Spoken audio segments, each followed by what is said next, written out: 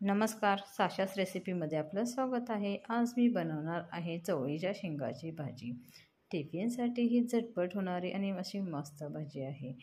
तर भाजी ही मी अशा प्रकारे मस्त कट करून घेतली। आता एका कढईमध्ये तेल गरम करून घेतलं। यामध्ये जिरे आणि लसूण ठेचलेला याची मी फोडणी दिलेली आहे।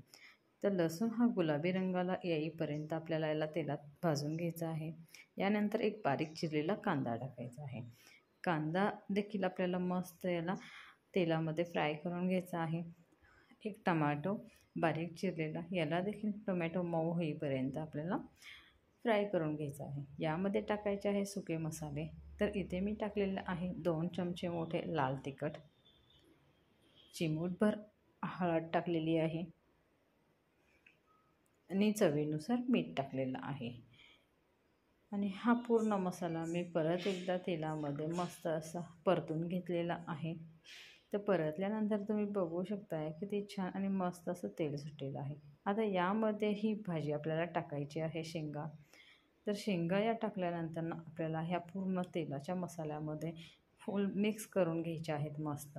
तर बघू शकताय किती छान आणि मस्त असे हे 5 मिनटं वाफेवर शिजवले। आता यावर वरून मी टाकलेला आहे शेंगदाण्याचा कूट। शेंगदाण्याचा कूट टाकून देखील मस्त याला परतून घ्यायचं आहे आणि परत एक 5 ते मिनटं याला आपल्याला शिजून द्यायचं आहे। तर 5 मिनटानंतर तुम्ही बघू शकताय भाजी किती छान आणि मस्त अशी झाली आहे। टिफिनसाठी अशी झटपट होणारी आणि वाफेवर शिजणारी 10 मिनटात होणारी ही भाजी आहे। रेसिपी आवडली असेल तर लाईक, सबस्क्राईब, शेअर्स नक्की करा, म्हणजे असेच नवनवीन रेसिपीज बघायला मिळतील। भेटूया नेक्स्ट रेसिपीमध्ये। थँक्यू।